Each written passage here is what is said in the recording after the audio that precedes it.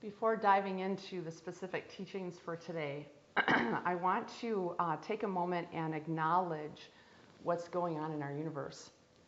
And I invite you to take in what I share, that which resonates with you, and just disregard the rest, because I know that this maybe isn't everybody's language. But there are a lot of very exciting things happening in the universe. You know, we just came out of, I'm going to have to get all this right, a lunar eclipse, the equinox.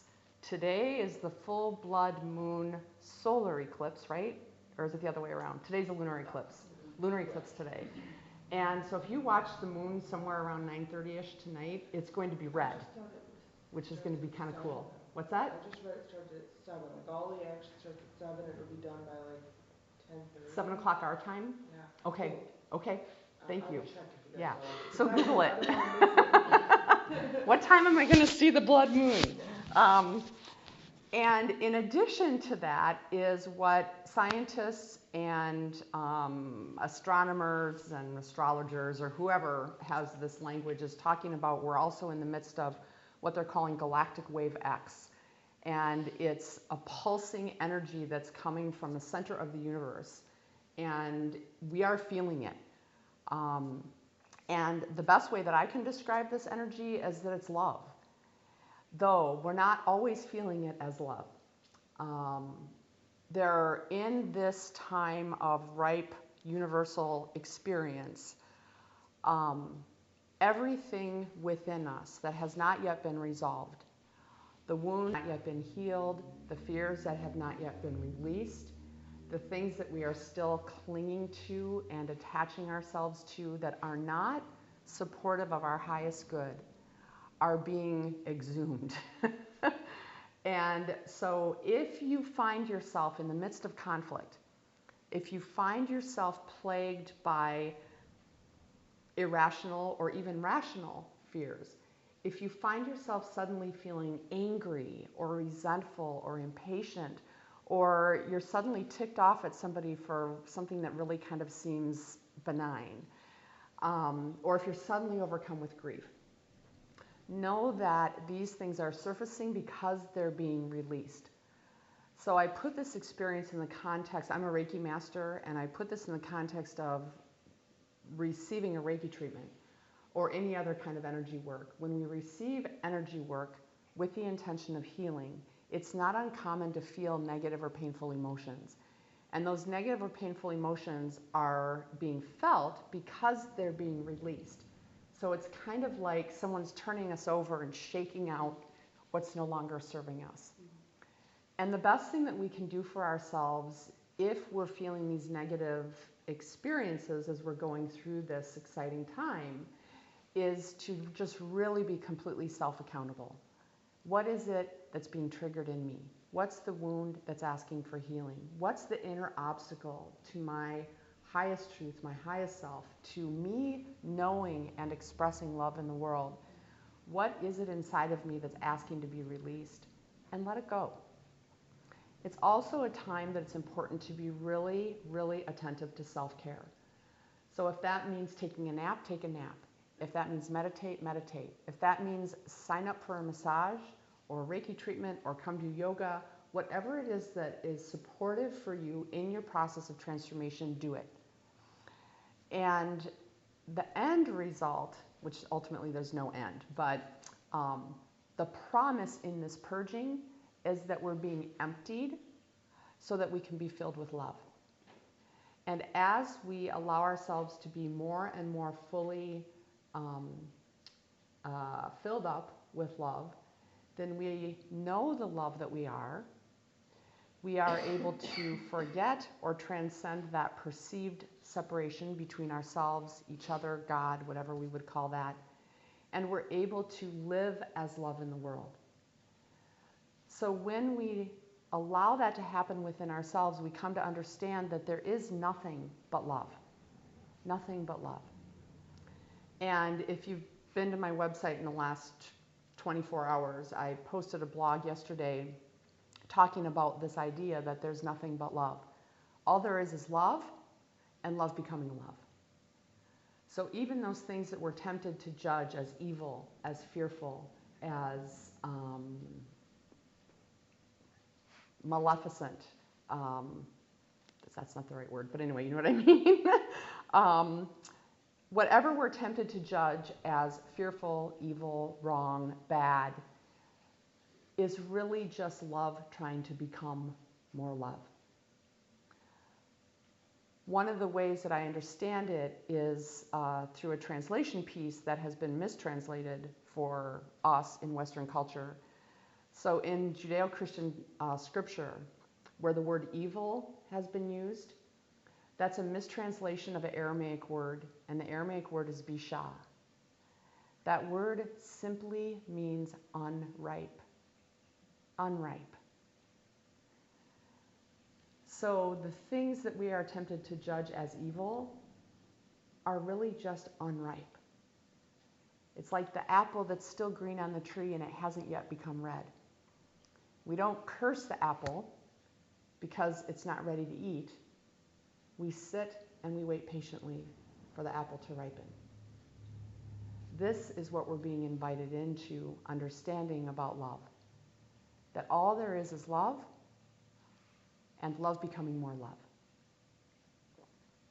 And that's the transition that we're going through at this point in our human evolution, which we're already seeing the effects of that in our world. And I know he's not perfect, but I'm pretty excited about the message that Pope Francis brought to the United States this week. There were a lot of amazing, loving, compassionate, inclusive things that he brought with him. And I never presumed to believe that there would be any doctrinal changes in his popedom, but he's really helping to bridge the gap of separation. And I think that's what we need in the world more than anything else. So I'm grateful for his presence and the transformation that he is representing and the love that he is embodying within himself. So all of this is connected to today's teaching because we're talking today about overcoming obstacles.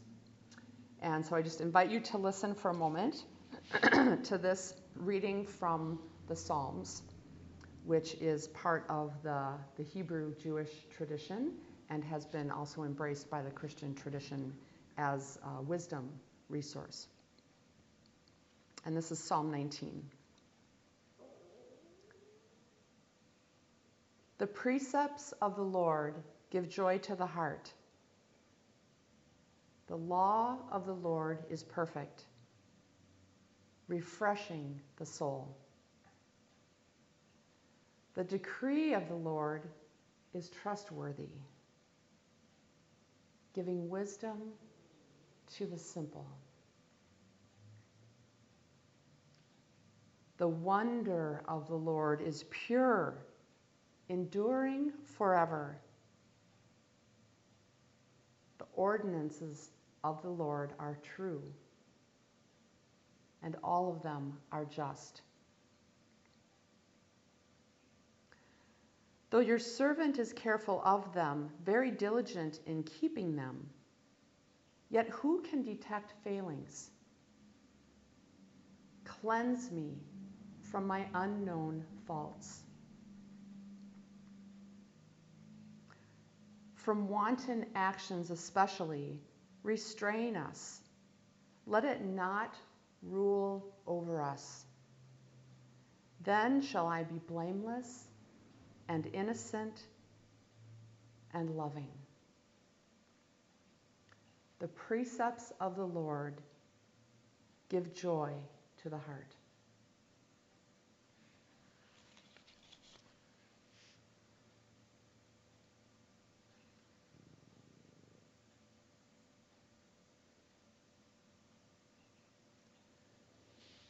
In my weekly meditation newsletter, I reflected on this reading as giving us some clues into the process of discernment. Discernment, as I understand it, is the process through which we distinguish the voice of truth within us from the voice of falsehood, the voice of God, ego, the voice of our highest self from the voice of our small self.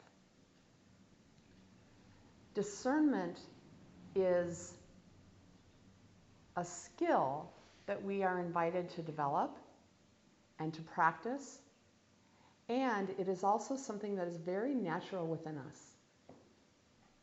Discernment is deeply connected with our intuition.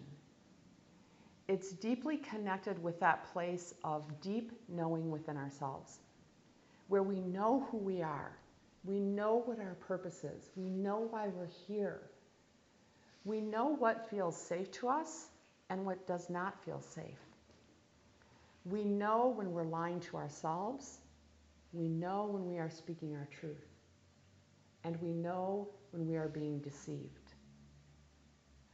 Discernment is a skill that is inherent within us because it's ultimately, in the way that I understand it, the voice of God speaking to us and through us.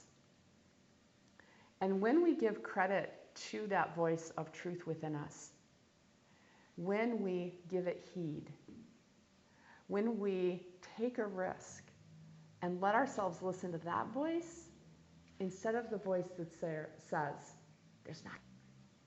you're never going to get that done. You can't do that. Writers are a dime a dozen. Artists are a dime a dozen. Nobody cares about your gifts. Society says you shouldn't do that. That's wrong. Blah, blah, blah, blah, blah, blah, blah, blah, blah. We all have that voice of the adversary that resides within us that tries to keep us from our path. Because ultimately, our small self wants known. The small self desires routine. The small self desires predictability. It knows what it knows and it doesn't want to be taught anything else. The higher self says, expand! Be big. Be your greatest dream. Enjoy life. Life is here to be celebrated and enjoyed and embraced. And you are love.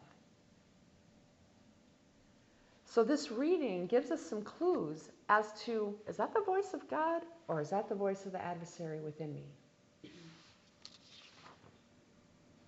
The voice of God gives joy to the heart. The truth within ourselves is perfect. When we connect with our deep inner knowing, our soul takes flight, refreshed, and we are nourished. The truth of the divine within us, the truth of our soul, leads us to wisdom. It gathers learning and understanding. The voice of our truth within us gives us eyes of wonder. It gives us the ability to move through life with curiosity and welcome, instead of, oh no, don't make me do that. Don't make me see that. I don't want to go there. The voice of the divine within us is just. And to put a little global twist on this, the voice of the divine is just on a global level. We know the actions that we are invited to proceed in as a culture, as a people, as a humanity, as a species, because it serves the highest good of all. The voice of truth is just.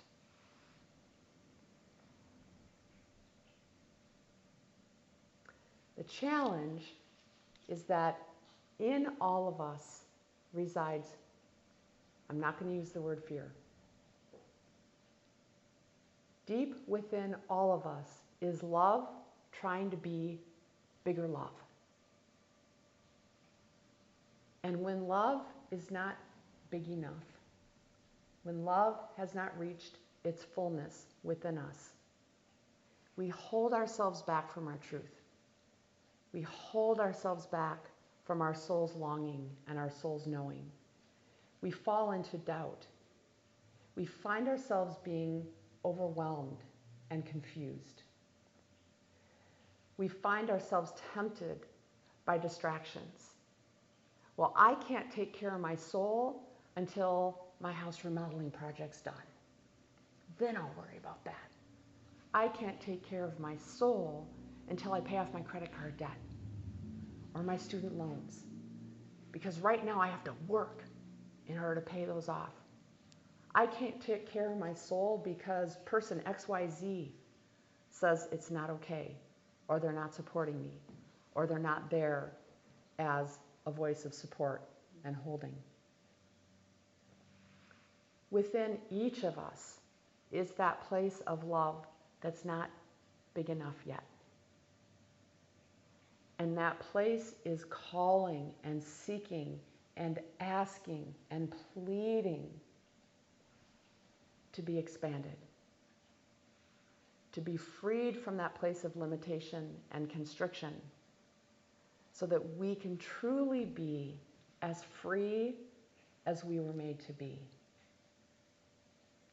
so that we can enjoy what life has in store for us, so that we can enter into life with eyes of wonder, so that we can seek out opportunities to nurture and cultivate ourselves, so that the gifts within us can take root and can grow, and so we can ultimately share the fruit of that development, not only for our own fulfillment, but for the sake of the betterment of the world. Love calls us to love ourselves first, to find that place of fulfillment within ourselves, and then to share it with others.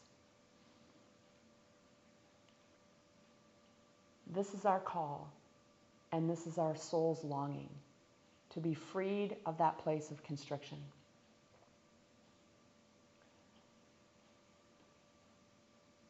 Any spiritual practice helps us connect with that place of soul, helps us to move through those places of hindrance or holding back. And today I want to share in particular a practice from the Bhakti yoga tradition, which is called Kirtan. And Kirtan is a call and response form of chant. It's singing. And Kirtan is done in Sanskrit, which is the language of ancient India, ancient language of ancient India. And in Kirtan, you choose an image or a manifestation of the divine, and you chant their name. And for today's practice, let me back it up a minute. So Sanskrit is a language of vibration, as are all of the ancient languages. So if you look at Sanskrit, Hebrew, Aramaic, even I think the Gaelic language, and probably lots of other ancient languages, they're a language of vibration. And they are words put together through what they call seed sounds. And the sounds themselves have power. The sounds themselves facilitate transformation, healing, and release, and help us to connect more deeply with love. So we don't even need to know or understand the words that we're chanting or the words that we're listening to, because you don't have to sing it. You can just listen. The actual sound and the vibration and the intention that you are holding within yourself helps to facilitate that transformation. The image of the divine that we're going to connect with today from the Hindu tradition is Ganesh. Ganesh is the elephant-headed image of the divine and represents the overcomer of obstacles, represents the overcomer of barriers, represents piercing through the veil of separation and setting the adversary aside.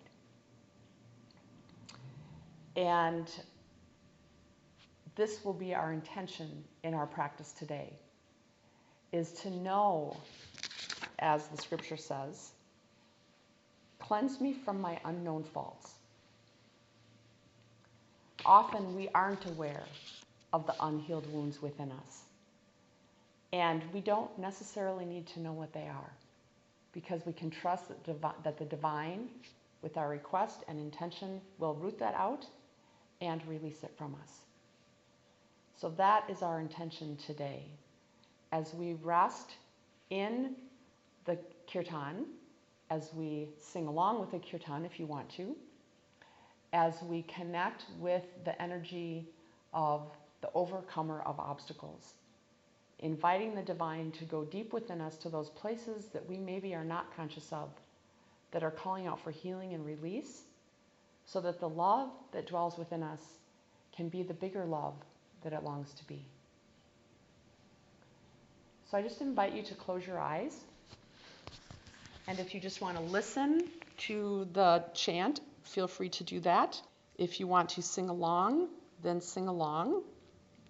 And just allow the sounds and the vibrations to fill you and to release you from those places of constriction. And the chant that we're going to be listening to today is Ragini, who's a Kirtan artist in Milwaukee. And the phrase is Gan Gan Ganapate Namo Namaste.